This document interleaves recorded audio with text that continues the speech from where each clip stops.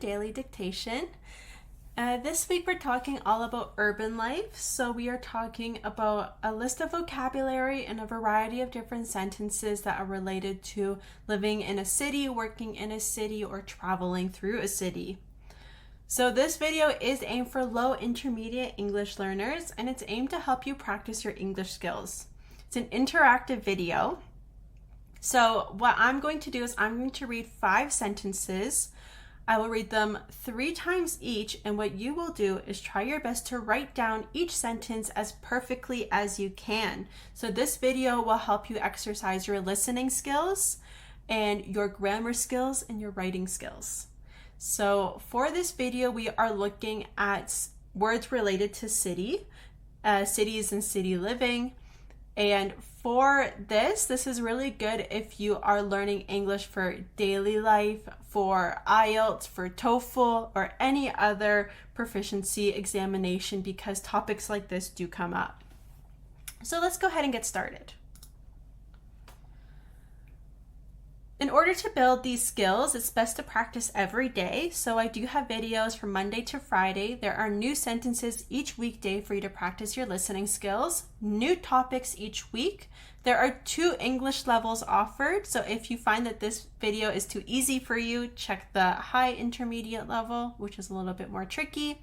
There's a vocabulary list and practice worksheets available as well. So for the actual activity itself, you'll need a blank piece of paper or a blank document, either a pencil, or you will just type into your document. 5 sentences will be read. Each sentence will be read 3 times and 1 more time at the end. You have to write down each sentence the best that you can. You will use your listening skills and try your best to apply the correct spelling, punctuation, and capitalization as you write down each sentence. After I read each sentence, I will show you the correct spelling and punctuation for each sentence, and then I'll kind of explain some things that might have been difficult. So let's get started. You can see there are numbers 1 through 5. Each number represents a different sentence that will be read. So I'm going to start by reading sentence number 1. Number 1. The crowd gathered quickly as the subway arrived at the busy downtown station. The crowd gathered quickly as the subway arrived at the busy downtown station. The crowd gathered quickly as the subway arrived at the busy downtown station. Number 2. Despite the traffic, they managed to reach the park in time for the concert. Despite the traffic, they managed to reach the park in time for the concert. Despite the traffic, they managed to reach the park in time for the concert. Number 3. The view from their apartment overlooked the bustling streets and skyscrapers.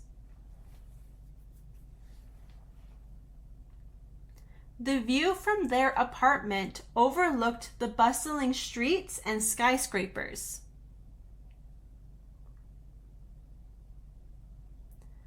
The view from their apartment overlooked the bustling streets and skyscrapers. Number 4. She called a taxi to get away from the noise of the downtown festival. She called a taxi to get away from the noise of the downtown festival.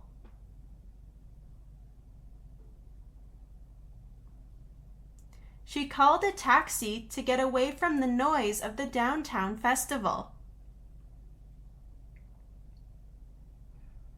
Number 5. After spending the afternoon at the mall, they enjoyed a quiet walk through the nearby park.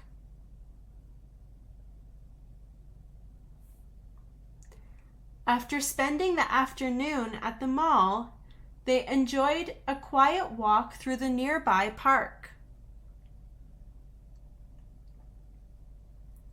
After spending the afternoon at the mall, they enjoyed a quiet walk through the nearby park.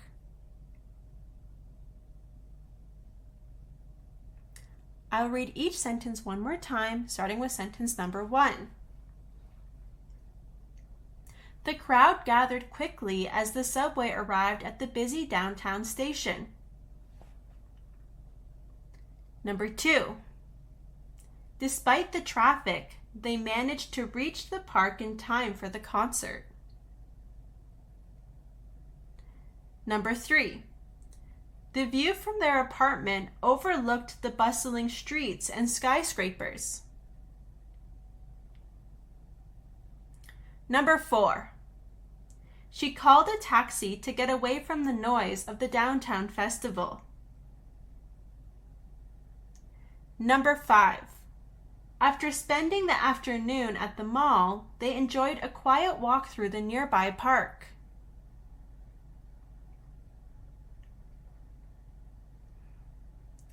All right, so I'm sure everybody did a great job. Let's get ready to check our answers. If you found that this video went a little bit fast, I recommend that you listen again at a slower speed. You can do that by adjusting the playback speed in the settings of the video. If you just need to listen to specific sentences again, check the description for timestamps, and this will help you to find when each sentence was read and go back to that time in the video. If you feel like you got everything and you want to see how each sentence is properly written out, then let's go ahead and have a look together. So let's check our answers. Number 1. The crowd gathered quickly as the subway arrived at the busy downtown station. Number 2. Despite the traffic, they managed to reach the park in time for the concert. Number 3. The view from their apartment overlooked the bustling streets and skyscrapers. Number 4. She called a taxi to get away from the noise of the downtown festival. Number 5. After spending the afternoon at the mall, they enjoyed a quiet walk through the nearby park. All right, so how did we do today? Hopefully we feel like we're getting better after we're practicing. Hopefully we feel like the spelling is coming more naturally. We're starting to understand some different grammar patterns and some different grammar rules. So one of the most basic ones is make sure that you always start with a capital letter and end with a period. Some of these sentences, such as sentence number 5 and sentence number 2, have commas in them. This is a grammar aspect that is a little bit more tricky. So for both number 2 and number 5, we have a comma right in the middle. And we know that we're going to use a comma for a few reasons. Number 5 starts with the conjunction after. Number 2 starts with the conjunction despite. Because both of these conjunctions are used at the beginning, that's telling us that we are starting with a dependent clause.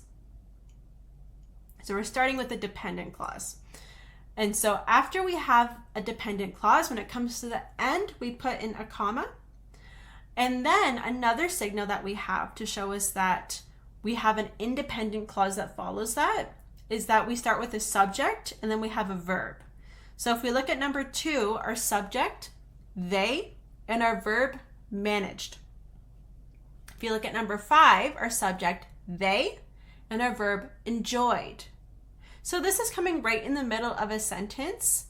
And so we know that if this comes right in the middle of a sentence, we probably have a dependent clause. And then we can double check that idea by checking, do we have a conjunction here? Do we have a conjunction here? If we're starting with conjunctions and then in the middle of a sentence we have a subject and a verb, then we're going to go ahead and put a comma before the subject, and that will signal the end of the dependent clause. Because you just have a comma here, it's not the beginning of a sentence, you don't need to capitalize the subject at all. Keep it lowercase. And if you're confused about the meaning of despite, we can also say in spite of or even though. So even though there was traffic, we can say. It means kind of the same as that. Like this existed, but even though this existed and made it difficult to do something, we did it anyways. So that's kind of what despite means. So what other elements of these sentences were difficult for you? Are you practicing and getting familiar with these words that are bold? Because these are the vocabulary words related to our topics this week. You might have found it difficult. There are 2 words in sentence number 3 that are quite difficult. So you might have found overlooked to be difficult. We see the word over with another word like look. Because these are 2 words independently, we might want to separate the words. But actually here, overlooked, it comes together as one word. The word bustling is a little bit tricky as well. It's an adjective and it's used to describe, it's a more advanced word to use for the word busy.